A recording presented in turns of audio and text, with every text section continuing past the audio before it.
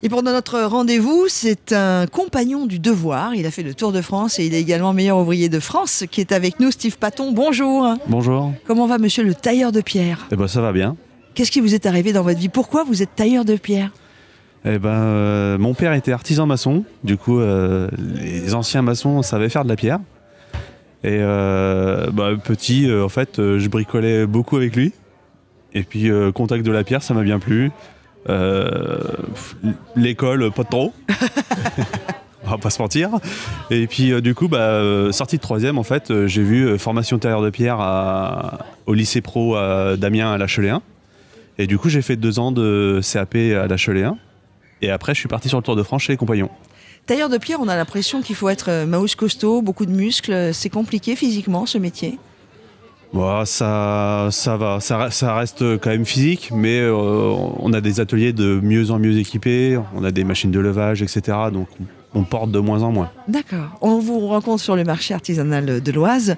Vous êtes l'une des stars de ce marché, parce que je sais que régulièrement vous venez donner de votre temps et montrer comment vous travaillez. Vous avez, vous nous l'avez dit, comment on appelle ça, des commandes, un planning de commandes qui est plein, donc vous ne venez pas là pour aller chercher d'autres clients.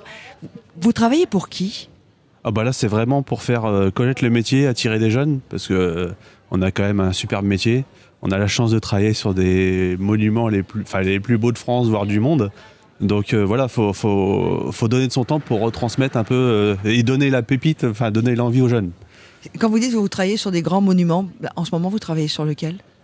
Moi j'ai la chance de travailler que sur le secteur de l'Oise. Donc je travaille sur pas mal de châteaux dans l'Oise, dont celui de Versigny. D'accord. Qui est à côté de Nanteuil-le-Haudouin. Et ça fait plus de 10 ans qu'on travaille en collaboration avec le propriétaire. Et le dernier gros chantier, j'y suis resté 1 an. Et en fait, j'ai refait tout le perron de la cour d'honneur. Donc c'est le grand escalier qui mène au château. Et pour vous donner des dimensions, il faisait 16 mètres de large sur 9 mètres de profondeur. Vous enlevez l'ancien et vous mettez du nouveau, Ah, pas du tout. En fait, comme c'est un château classé monument historique, on a démonté pour refaire des fondations, parce qu'en fait c'était un escalier qui avait pas de bonne fondation, donc il avait travaillé. Donc on a redémonté pierre par pierre, numéroté, et après on reprend des points de repère, et après on remonte pierre par pierre, et vraiment quand les blocs sont à changer, on vient changer partiellement. Wow. Incroyable de travailler sur l'histoire. Ouais, c'est super. Et puis c'est reparti pour 150 ans, 200 ans. Donc c'est un plaisir aussi de se dire, tiens, ça, je laisse une petite trace pour le futur. Meilleur ouvrier de France, Steve Paton, vous l'êtes depuis combien de temps? Depuis, j'ai été lauréat en 2015. Wow. Donc, concours 2013-2015. Parce que le concours dure 2 ans. Il y a des épreuves qualificatives. Et après, on reçoit les résultats. Et après, on travaille personnellement chez soi. On réalise une autre pièce. Là, c'était un bénitier.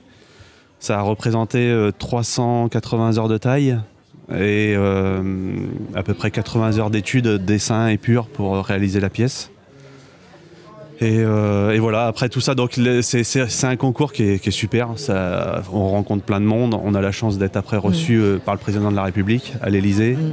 Ça reste des moments de vie qui sont superbes. Incroyable. Meilleur ouvrier de France, on vient d'en parler. Vous êtes compagnon du devoir également. Oui. Vous avez fait le Tour de France. C'était un désir de votre part d'apprendre votre métier à travers ces compagnons du devoir? Ouais, ça reste du perfectionnement. Et puis, on a un pays qui est superbe parce que suivant les régions, la pierre change. Donc, dans l'Oise, on a de la pierre tendre.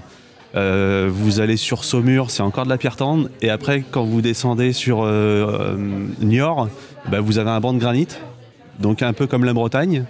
Et après, plus vous descendez, vous arrivez sur les marbres. Et puis vous remontez, après l'Alsace, c'est le grès. Et ça permet justement, ce Tour de France-là permet de se perfectionner dans toutes les pierres. Quelle est la pierre qui vous émeut le plus? Moi, j'aime beaucoup la pierre de Bourgogne parce que c'est un calcaire très dur. Et on peut jouer avec des aspects de taille pour donner de la profondeur sans en avoir. Donc on va travailler sur un poli, un bouchardé, un layé, et tout ça, ça fait des échanges de couleurs. Vous me parlez de la pierre comme si vous étiez un poète. C'est magnifique. Merci de ce cadeau que vous venez de me donner. C'est un très joli moment. Et puis on retrouve la transmission, puisque le compagnon du devoir transmet. Et c'est aussi pour ça que vous êtes là sur le marché artisanal de l'Oise, surtout. C'est ça. D'ailleurs, vous êtes venu avec un jeune apprenti, qui maintenant travaille, mais que vous avez formé. C'est ça, ouais. Il était pareil, il a eu un parcours un petit peu différent. Il a fait 3 ans au lycée pro, donc à Amiens aussi. Et après, il a fait un brevet professionnel monument historique sur Paris. Et maintenant, il a été embauché dans une entreprise monument historique et il continue son parcours. Et là, il est venu pour le plaisir, comme ça, que du bonheur. avec moi. Et puis voilà, c'est super. Steve Paton, tailleur de pierre, meilleur ouvrier de France. On vous trouve où en dehors du marché artisanal de l'Oise? Et après, j'ai ma petite entreprise artisanale sur Estrée-Saint-Denis. Voilà, Estrée-Saint-Denis, on est dans le canton de Compiègne. On n'est pas loin de... C'est ça, c'est les environs de Compiègne, oui. Merci beaucoup, Steve Paton. De rien, merci à vous. Merci.